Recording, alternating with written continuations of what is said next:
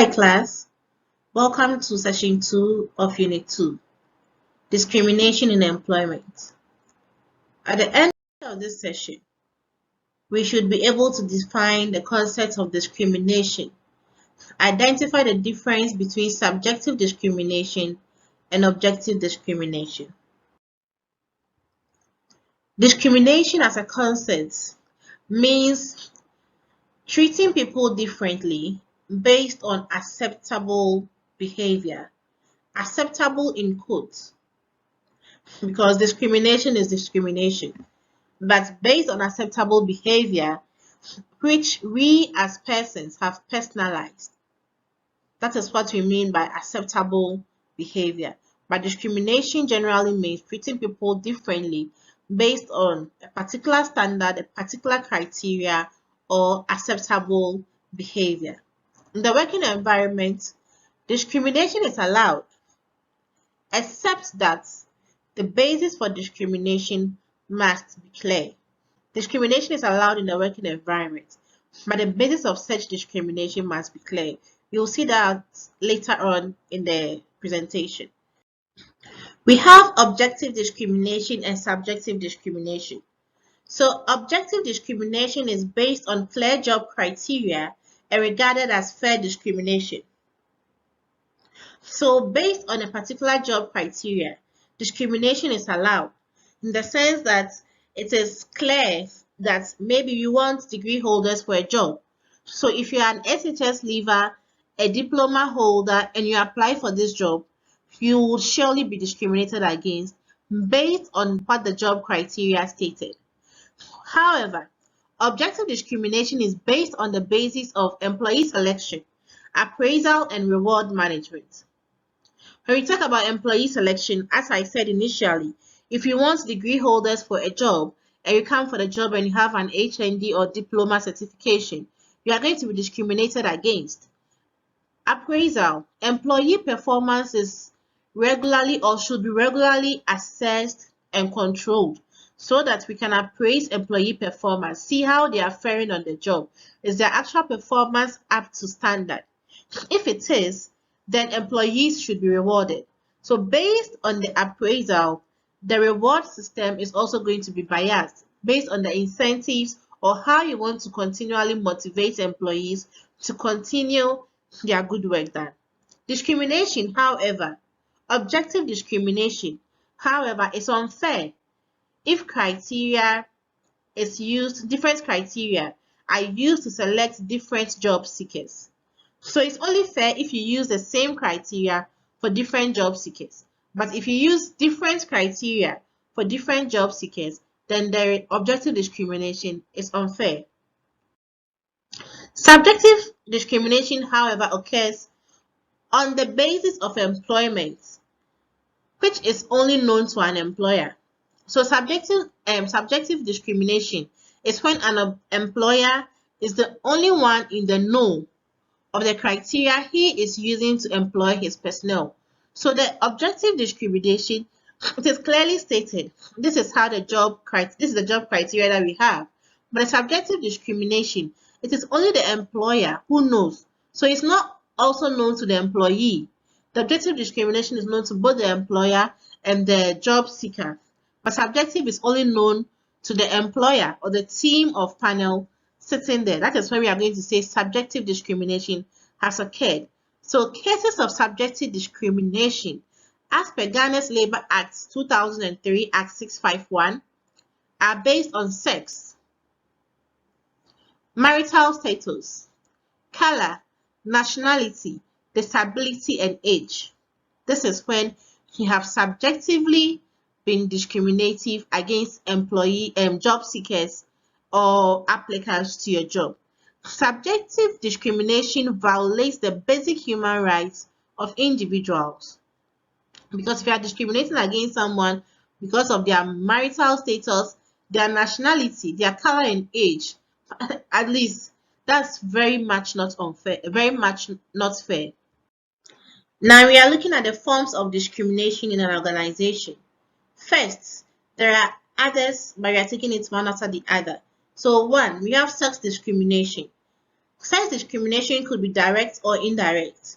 However, sex discrimination is discriminating against another based on their sexual category or gender. In Ghana, at least, we identify as either a male or a female. But in other societies, civilized societies, they have so many identification. I don't want us to go in there. That's not our focus. So we have so many identifications, but in Ghana, we have male and female. So let's stick to that. So direct discrimination. Here, you treat a person less favorably on the grounds of gender or sex of the person. So you directly discriminate against the person because the person is either a male or female. You tell the person that I want constructors for my job. Females cannot work on building constructions. So I won't employ you because you're a female.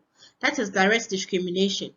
Indirect discrimination, however, there are 4 conditions according to the Ghana's Labour Act 2003 Act 651. That's create a scenario, or when all the following conditions are met, that is when we say you have been indirectly discriminated against. So condition 1 is where terms or conditions are attached to a particular job. That is where they'll tell you, so we want males to apply for this job. So that one, you've attached terms and conditions, or you say the person should be able to carry 500 500 buckets of water a day. You are attaching terms and conditions that probably is only going to be doable by one category of gender. Please, you get it. Then the second one, we say terms and conditions are such that the proportion of one group who can comply with them is considerably smaller than the proportion of another group. So here, if you say you want people, the first one, if you say you want people that can carry 500 buckets of water, and these people that are going to apply for your work, only 1% of them can carry 500 buckets of water. That is the second term of what? Discrimination that is considered as indirect discrimination. So you first off, you want 500 people, people that can carry 500 buckets of water. Secondly, these people make up just 1% of your whole job seekers that have applied to your job vacancy. Then the third one is terms and conditions cannot be justified irrespective of sex. So now you've given these two, the first 2 criteria.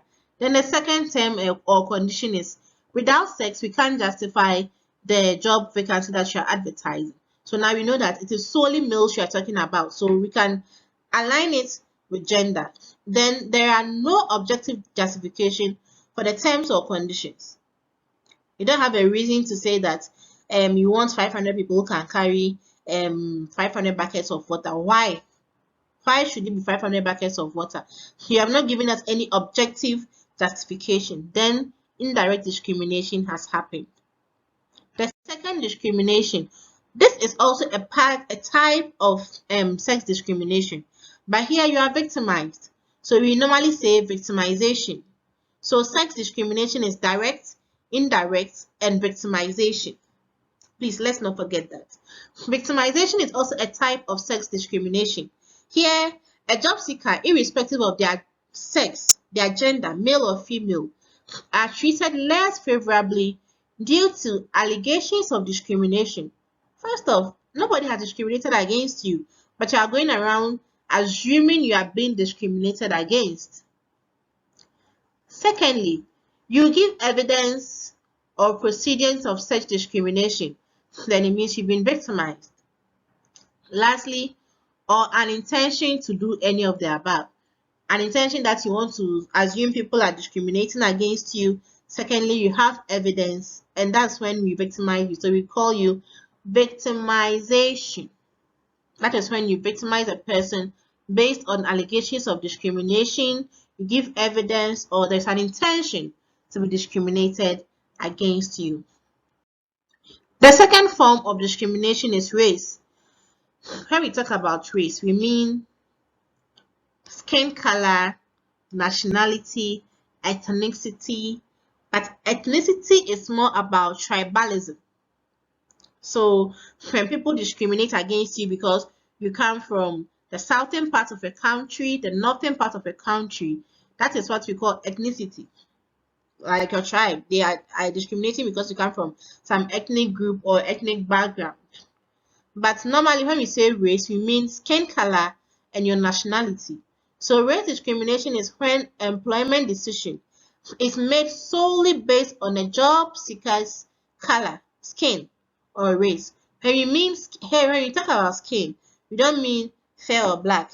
Here, let's go to the civilized world where we have Hypsasian people, Asian people, European people, Francophone French people, white people, black people, so many forms of skin colors.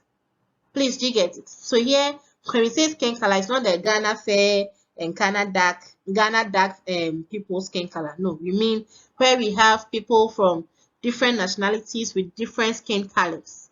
Black, white, Asian, European, those kind of colors, Francophone. So it discriminates against them because of their nationality and their skin color. The next form of discrimination is disability discrimination. If I may ask, class, do you know what disability is? Can you, in your own words, explain what disability is? So, disability, in my own perspective, is when someone is unable to do a major life activity, such as you can't see, you can't walk, you can't speak, you can't hear. So, I am defining disability as our senses. We have 6 senses. I have forgotten my basic knowledge, but if you are unable to walk, talk, hear, see, these are major disability. These are major life activities. So in that situation, we are going to call you a disabled person. So disability discrimination here is discrimination against people exclusively due to the physical or mental impairment that limits them in one or more major life activities. You can debate amongst yourselves in class. What are major life activities that you think when a person cannot do qualifies a person to be disabled? So as per the Disability Discrimination Act 1995, disability discrimination is defined as a physical or mental impairment which has a substantial long-term adverse effect on a person's ability to carry out normal day-to-day activities. So as defined by the Act, this is what we mean by disability discrimination. So you discriminate against people because they can't do something that you should be able to do in your normal day-to-day activity. In Ghana, the Disability Act 2006, Act 715, defines disability as individuals with a physical, mental, or sensory impairment, including a visual, hearing, or speech functional disability, which gives rise to physical, cultural, or social barriers that substantially limit one or more of major life activities of that individual. Disabilities also include conditions that can be treated by drugs or artificial aids, except for persons that wear spectacles. Yes, if I have short sight, long sight, and I wear spectacles and I can correct for it, that is not disability. But if I have a situation that I can use drugs, artificial aids, then that means I'm disabled. In the sense that now in the civilized world, if you can't hear, they have a hearing aid for you that you can use and you can be able to hear what your other person is saying, irrespective of the artificial aids. That is still discrimination. And we have drugs, maybe your mobility function, you can't walk, but they'll tell you that if you keep taking this drug, you can walk at least with crutches. That is a disability. We have age discrimination. It occurs when an employee discriminates against a job seeker solely based on his or her age. In Ghana, you are not an adult until you're 18. And if you are doing any work that you are being paid for, below 18 years, the employer can be sued for child abuse because you are not 18, you're not an adult. But circumstances in Ghana, you see children walking around selling and stuff. But here we say that when you are being discriminated against based on your age, then you have been discriminated according to your age. The Age Discrimination Employment Act of 1967 make it unlawful to discriminate against job seekers between 40 and 65. So if you are 40 and 65 and someone tells you, I can't employ you because you are 41 years, you are 60 years, soon you'll be going on pension, that person can be sued because of the Age Discrimination Act, Employment Act of 1967.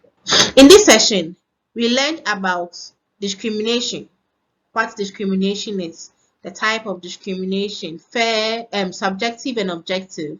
We learned about the forms of discrimination and the types of discrimination. See you in our next session.